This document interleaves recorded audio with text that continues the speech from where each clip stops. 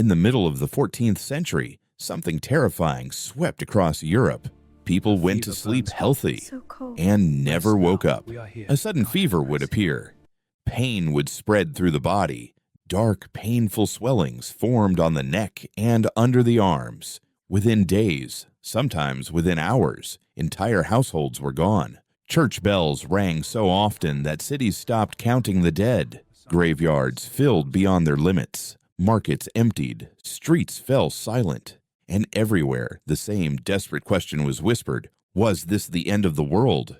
What people did not understand was that they were witnessing the deadliest pandemic in human history, a catastrophe that would kill up to half of Europe's population. This was the Black Death, and once it arrived, there was no escape.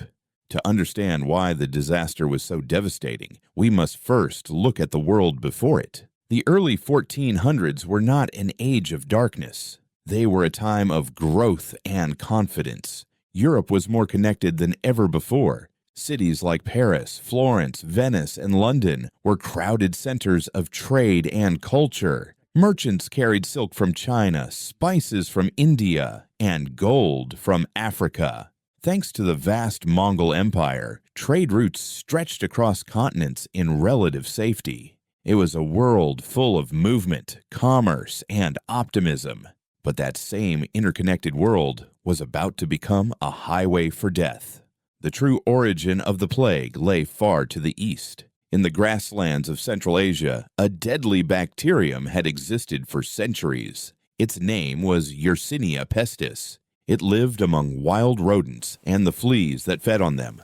For generations, it remained far from major human populations. But in the 1330s, something changed. Climate shifts and ecological pressure pushed infected animals closer to human settlements. And along the Silk Road, the disease jumped from animals to people. At first, only distant rumors reached Europe. Stories of entire towns in Asia disappearing. Of sickness spreading faster than any war. Few believed them. Soon, they would. The turning point came in the year 1346. On the shores of the Black Sea stood the wealthy trading city of Kaffa. It was a powerful colony of Genoese merchants, protected by massive stone walls. At the time, the city was under siege by a Mongol army. Then suddenly, the attackers began to die in huge numbers. The plague had reached them. Desperate and furious, the Mongol commander made a horrifying decision. He ordered the bodies of the infected to be thrown over the city walls with catapults. It was one of the earliest acts of biological warfare in history. The disease spread inside Kaffa almost immediately. The city was doomed. Terrified merchants fled by ship, carrying the invisible killer with them. Those ships sailed into the Mediterranean. And with them, the Black Death entered Europe. The first major port to fall was Messina in Sicily. When the Genoese ships arrived, most of the crew were already dead. Survivors were covered in black boils and barely able to stand. Authorities tried to turn the ships away, but it was too late. Rats and fleas had already reached the docks. Within weeks, Messina collapsed. From there, the plague spread with terrifying speed to Genoa, to Venice, to Marseille, then deep into the heart of Europe. No border could stop it. Medieval society had no idea what it was facing. Doctors blamed poisoned air and evil vapors. They burned herbs in the streets. They advised people not to bathe. They bled patients who were already dying. Nothing helped.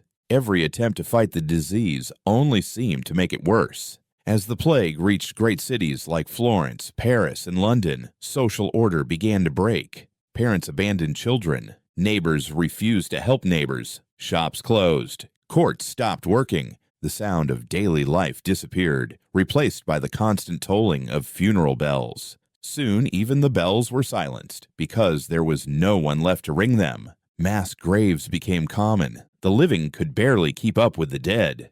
In a deeply religious world, many believed the plague was divine punishment. Processions filled the streets. People prayed day and night. But when prayers failed, fear turned into anger. Communities searched desperately for someone to blame. Violence and hysteria spread almost as fast as the disease itself. The countryside suffered just as much as the cities. Refugees carried the sickness into small villages. Fields went unharvested. Animals were left without caretakers. Across Europe, normal life simply stopped. By the year 1350, the plague had reached almost every corner of the continent. Finally, around 1351, the first wave began to fade, not because medicine defeated it, but because there were fewer people left to infect. Historians believe that between 70 and 200 million people died across the world.